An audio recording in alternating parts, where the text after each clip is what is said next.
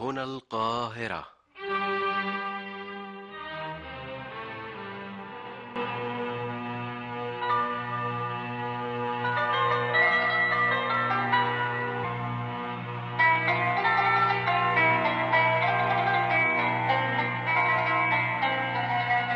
قطوف الأدب من كلام العرب.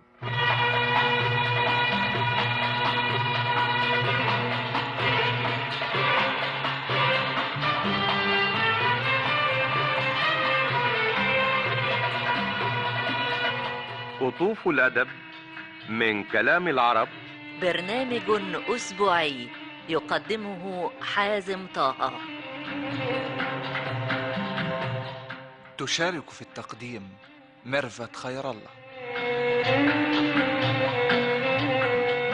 قطوف الأدب من كلام العرب، يكتبه ويخرجه أحمد أبو طالب.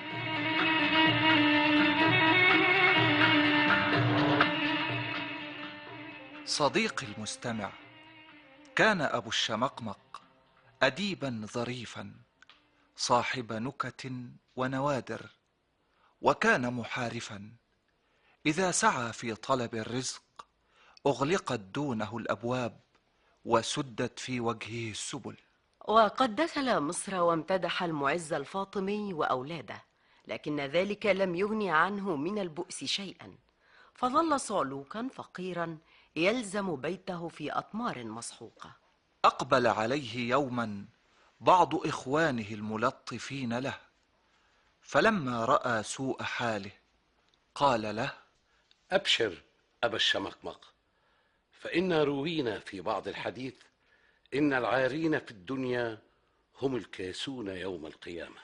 إن صح والله هذا الحديث يا أخي، كنت أنا في ذلك اليوم بزازة، أي تاجر قماش، ثم أنشأ يقول: أنا في حال تعالى الله ربي أي حالي، ليس لي شيء إذا قيل لمن ذا قلت ذلي، فأراضي الله فرشي والسماوات ظلالي، ولقد أهزلت حتى محت الشمس خيالي، ولقد أفلست حتى حل أكلي لعيالي.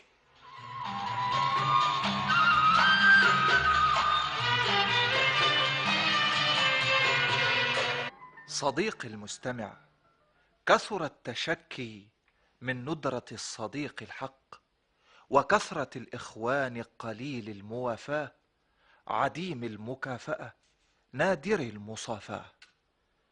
قال وهب بن منبه: صاحبت الناس 50 سنة، فما وجدت رجلا غفر لي زلة، ولا أقال لي عثرة، ولا ستر لي عورة.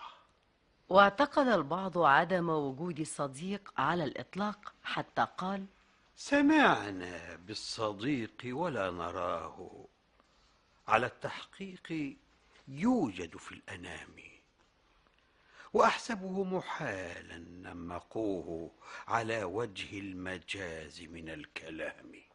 وسئل بعض الولاة: كم لك من صديق؟ أما في حال الولاية فكثير، الناس إخوان من دامت له نعم، والويل للمرء إن زلت به القدم. ولما نكب علي بن عيسى الوزير لم يرى ببابه أحدا من أصحابه الذين كانوا يألفونه في ولايته، فلما ردت إليه الوزارة وقف أصحابه ببابه ثانيا فقال: ما الناس إلا مع الدنيا وصاحبها، فكلما انقلبت يوما به انقلبوا، يعظمون أخ الدنيا، فإن وثبت يوما عليه بما لا يشتهى وثبوا. وقال البحتري: إياك تغتر أو تخدعك بارقة من ذي خداع يري بشرا وألطافا، فلو قلبت جميع الأرض قاطبة وسرت في الأرض أوساطا وأطرافا، لم تلق فيها صديقا صادقا أبدا، ولا أخا يبذل الإنصاف إنصافا. وقال بعضهم: خليلي، جربت الزمان وأهله، فما نالني منهم سوى الهم والعنا، وعاشرت أبناء الزمان، فلم أجد خليلا يوفي بالعهود ولا أنا. ويمعن الآخر في إنكار وجود الصديق الوفي الذي يعتمد عليه في الملمات ويستند إليه في الشدائد، فيقول: لما رأيت بني الزمان وما بهم خل وفي للشدائد أصطفي، فعلمت أن المستحيل ثلاثة: الغول والعنقاء والخل الوفي.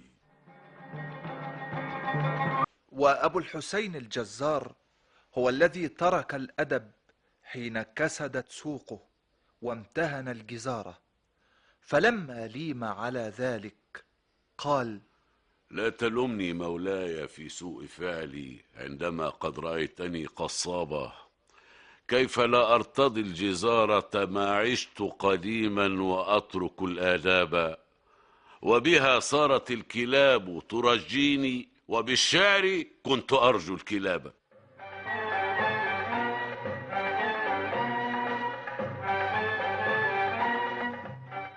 صديقي المستمع، وبعد أن طفنا بحدائق العرب وقطفنا من جنائن الأدب ما يحسن وقعه ويلذ سمعه، آن لنا أن نودعكم على أمل اللقاء، مرددين مع الشاعر الحكيم: إذا المرء لم يرضى ما أمكنه، ولم يأت من أمره أزينه، وأعجب بالعجب فاقتاده، وتاه به التيه فاستحسنه، فدعه فقد ساء تدبيره، سيضحك يوما ويبكي سنة.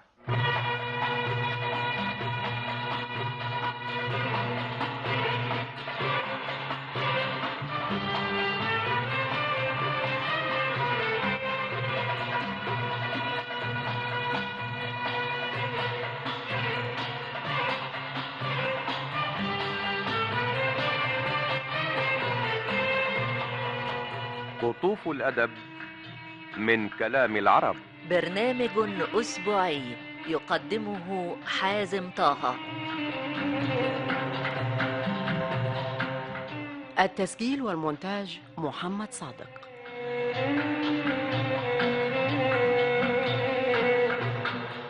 قطوف الأدب من كلام العرب، يكتبه ويخرجه أحمد أبو طالب.